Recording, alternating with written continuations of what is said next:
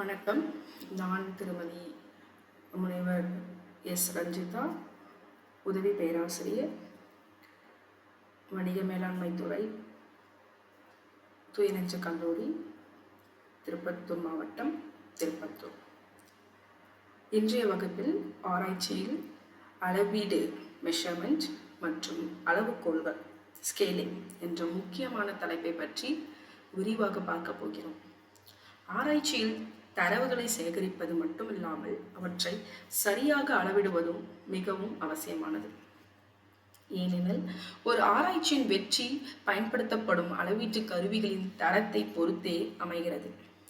மனிதர்களின் எண்ணங்கள், மனப்பான்மைகள், திருப்தி நிலை, விருப்பங்கள் போன்றவற்றை நேரடியாக காண முடியாது.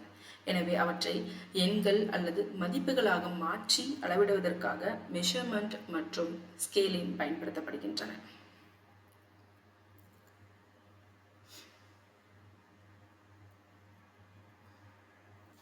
ஆராய்ச்சியின் அளவீடு. அளவீடு என்பது ஒரு தன்மை, நிகழ்வு அல்லது பொருளின் பண்புகளுக்கு குறிப்பிட்ட விதிமுறைகளின் அடிப்படையில் எண்கள் அல்லது குறியீடுகளை வழங்கும் செயல்முறையாகும். எளிமையாக சொன்னால், ஆராய்ச்சியில் உள்ள கருத்துக்களை அளவிடக்கூடிய தரவுகளாக மாறுவதே அளவீடு ஆகும். உதாரணமாக, ஒரு நிறுவனத்தில் பணியாளர்களின் வேலை திருப்தியை ஆய்வு செய்யும் போது மிகவும் திருப்தி, நடுநிலை, திருப்தியற்றது, மிகவும் திருப்தியற்ற நிலை போன்ற பதில்களுக்கு 5 முதல் 1 வரை மதிப்பெண்கள் வழங்கப்படலாம். இதன் மூலம் தரவுகளை புள்ளியியல் முறையில் பகுப்பாய்வு செய்ய முடியும். அளவீடு ஆராய்ச்சியில் முக்கிய பங்கு வகிக்கிறது. இது தரவுகளை ஒப்பிடவும், உறவுகளை கண்டறியவும், கருத்துக்கோள்களை சோதிக்கவும் மற்றும் முடிவுகளை உருவாக்கவும் உதவுகிறது. அளவீட்டில் ஏற்படும் சிக்கல்கள்.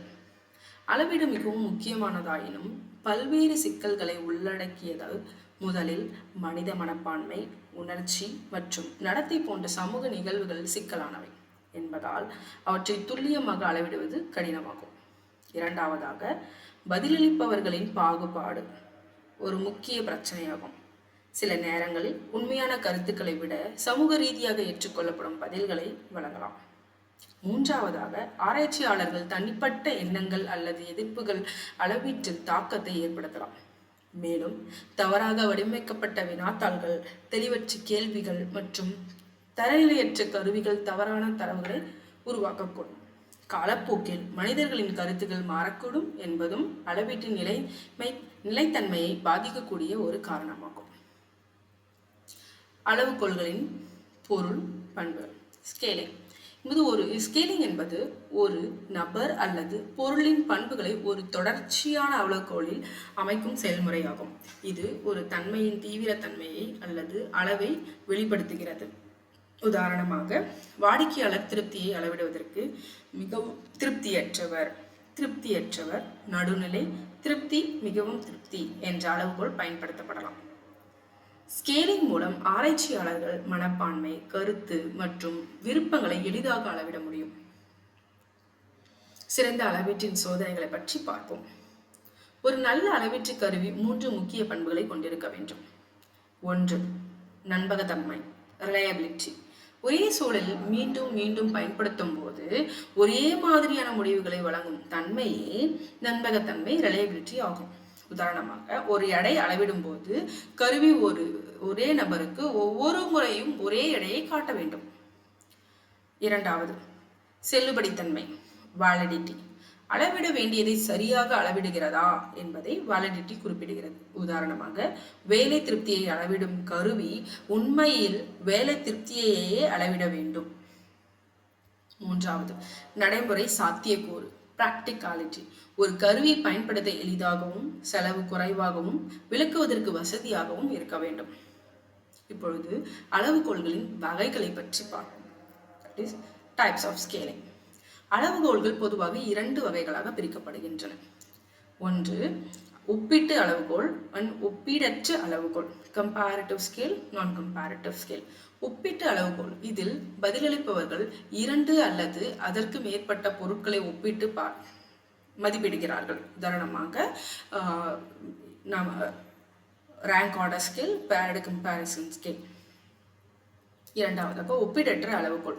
இதில் ஒரு பொருளை தனித்தனியாக மதிப்பிடுகிறார்கள். உதாரணம் Likert scale, semantic difference scale and rating scale.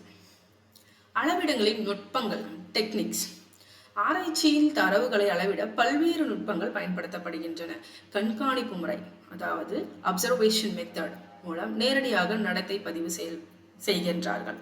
நேர்காணல் முறை, இன்டர்வியூ மெத்தட், இதன் மூலம் கேள்விகள் கேட்டு தகவல்களை பெறுகிறார்கள். வினாத்தாள் முறை, கொஸ்டினர் மெத்தட், இதன் மூலம் அதிக எண்ணிக்கையிலான நபர்களிடமிருந்து தரவுகளை சேகரிக்கிறார்கள்.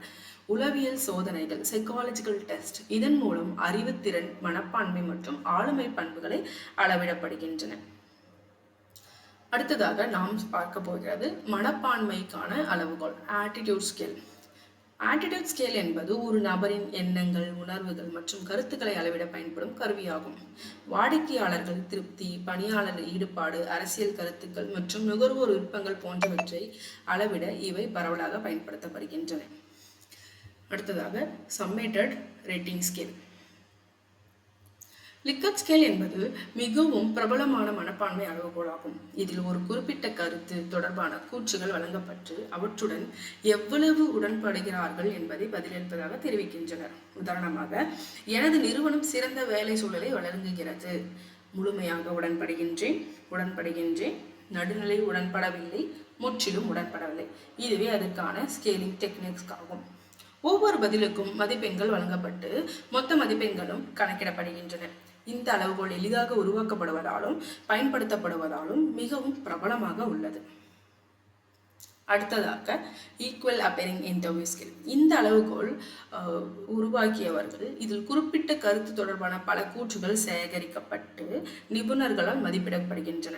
பின்னர் சம இடைவெளி காலைகளை கொண்டு கூற்றுகள் தேர்வு செய்யப்பட்டு இறுதி அளவுகோல் உருவாக்கப்படுகின்றது. இதன் மூலம் பல்வேறு வகையான ஸ்கேலிங் டெக்னிக்ஸ்களை நாம் பார்த்தோம். கடைசியாக இன்று நாம் விவாதித்தவர்களை ஒரு தொகுப்பாக பார்ப்போம். அளவிடும் அளவுகோல்களும் ஆராய்ச்சியின் அடித்தளமாக கருதப்படுகின்றன. அவை கருத்துக்கள், மனப்பான்மைகள் மற்றும் நடத்தைகளை அறிவியல் ரீதியாக அளவிட உதவுகின்றன. ரிலையபிலிட்டி, வேலிடிட்டி மற்றும் பிராக்டிகலிட்டி போன்ற பண்புகள் ஒரு நல்ல அளவீட்டு கருவிக்கு தேவையானவை.